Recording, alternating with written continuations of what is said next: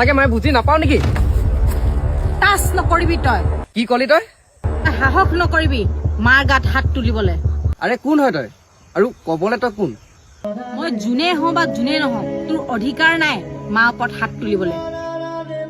মোৰ অধিকাৰ থাকক বা নাথাকক তই কবলৈ কোন? তই যা তোৰ নিজৰ কাম কগে। মই যাবলৈ নাই। তোক ভালকে কৈ আছো মই, তই ছোৱালী বুলিয়ে মই ইমানখিনি সন্মান কৰি আছো। যদি নেযাও এই চৰটো তোৰ গাতহে পৰিব। চা তই মাৰিলেও মাৰ, কিন্তু মই মাৰ গাত হাত তুলিব নিদো। তোৰ আমাৰ মাজত সোমাবলৈ কোনো দৰকাৰ নাই। এয়া আমাৰ ঘৰৰ সমস্যা। তই যা, মই তোক ভালকে কৈ আছো। সমস্যা যিয়ে নহওক তথাপিও তই মাৰ ওপৰত হাত উঠাব নোৱাৰ। আৰে তোৰ প্ৰব্লেমটো কি? তই জাননে মোৰ জন্ম হৈ মোৰ বা ঢুকাই থাকিলে আৰু মই মা মৰম পোৱাই নাছিলো, কিন্তু তোৰ লগত তোৰ মা আছে।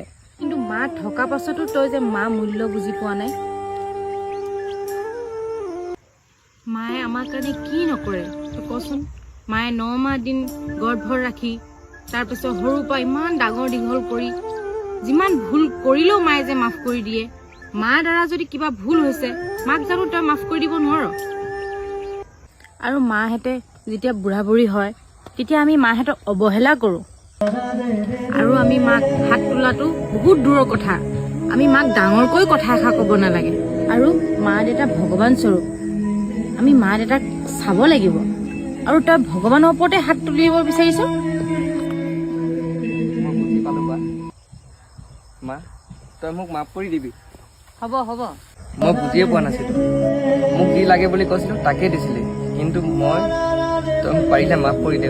হ'ব হ'ব, তই যে মোক বুজি পালি সেয়াই মোৰ কাৰণে বহুত। আৰু মাজনী তই আজিৰ পৰা অকলশৰীয়া নহয়, আজিৰ পৰা ময়ে তোমাৰ মা